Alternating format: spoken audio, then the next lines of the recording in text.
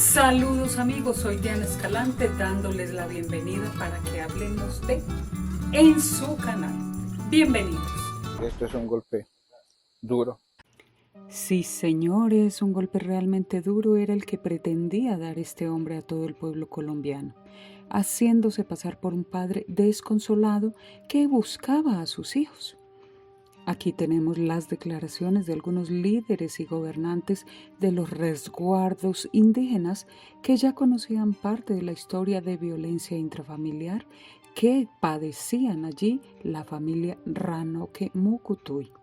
Esto desde antes del fatal accidente de la avioneta en la selva colombiana, que dejó sin vida a Magdalena Mucutuy, esposa y madre, y a los 4 niños perdidos en la selva durante 40 días.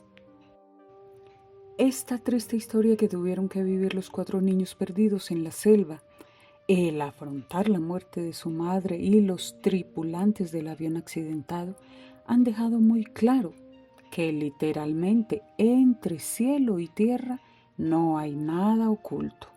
Cuando su padre creía que se iba a salir con la suya, no solo Colombia, sino el mundo entero se enteraron de sus canalladas con la familia y la deshonestidad con su propia comunidad que lo había elegido como gobernador hacía poco tiempo. El rector del único colegio de la zona en donde estudiaban los niños recuerda a Leslie con las siguientes frases. Cuando uno lo llamaba y le preguntaba alguna cosa, pues ella le respondía las cosas, pero pues ella era un poquito como tímida. Entonces los profesores internos, los orientadores, sí comentaban que ella por rato no entraba a clase y pues ella sentía tristeza. La historia de codicia para Manuel Ranoque comenzó a comienzos de abril del presente año, cuando fue elegido como gobernador de su resguardo y exponer ante el gobierno nacional las necesidades de su comunidad.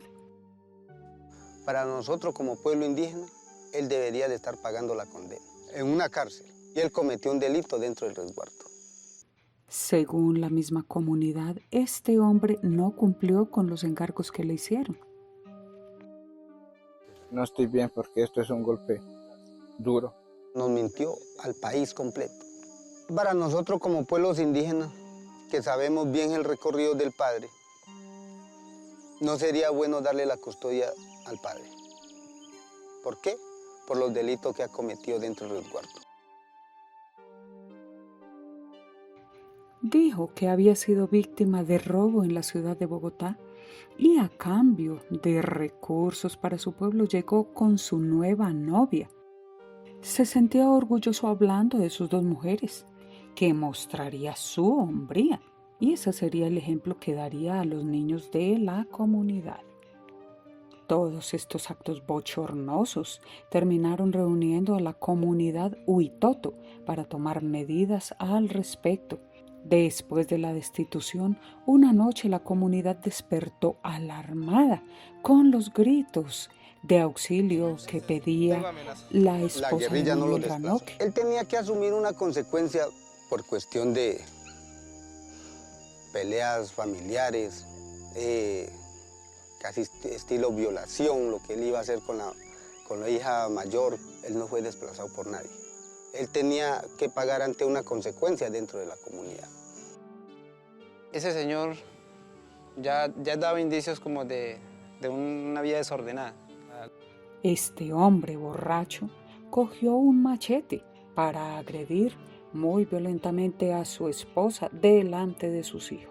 Fueron tomadas evidencias fotográficas de la manera en cómo quedó lastimada su esposa después de dicha agresión. Él se tomaba sus traguitos, él reaccionaba de alguna manera. Violento. Violento, muy violento. Los niños, muy atemorizados, habían huido hacia el bosque para huir del hombre. Pasaron toda la noche escondidos en ese lugar. Fue en medio de la pelea que Magdalena dio a conocer los actos de abuso íntimo al que había sometido a su hijastra mayor. Todo el maltrato al que había sido sometida Magdalena y sus hijos se dio a conocer en los alrededores Y así lo expresa el gobernador de la comunidad vecina a donde huyó Magdalena y sus hijos, llamada Berlín. Trajo una señora teniendo a la mujer y como siempre se destacan que los niños son los que llevan del bulto. Una vivía en otra casa y la otra en otra casa.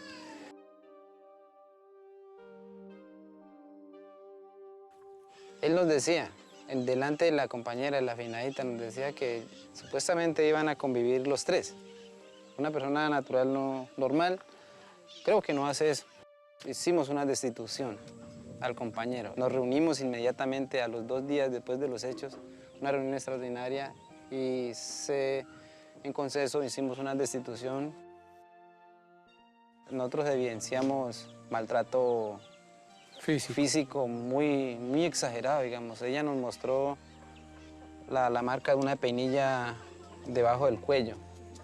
Él prácticamente la iba a cortar o la iba a cortar la cabeza o la espalda, no sé. Al ver la situación del machete y gritar y eso, los niños salieron y no se encontraron hasta el otro día. Manuel Ranoque huyó rápidamente del lugar y Magdalena buscó refugio en casa de su hermano. Ahí se explotaba el tema de la violación carnal, yo creo que es que se llama. Sí había indicios. Todos en el lugar se dieron cuenta de las condiciones físicas en que se encontraba Magdalena. Hemos escuchado por comentarios que sí han tenido esos indicios. Pues él trataba de violar a las niñas. Posteriormente, junto con su hermano, tomaron la decisión de ir a casa de su señora madre para que allí se sintiera protegida. La comunidad Huitoto ya había tomado la decisión por parte de los líderes del castigo que recibiría Miller Manuel Llegó la mujer Ranoque. por acá toda maltratada, tenía así como machetado por este lado y tenía un rayón por acá de una peinilla. Traía el bebecito que cumplió el 26 de mayo 1 año, él lo traía en el brazo. Ella me dio que Miller Manuel le había maltratado. Los niños llegaron en mi casa, ellos estuvieron aquí en mi casa, ya no se sentían conforme con lo que Miller Manuel les trataba a ellos, ¿no? La mayorcita casi no habla, no la más, la que le sigue a Leili. Sí, ella es la que nos cuenta un poco.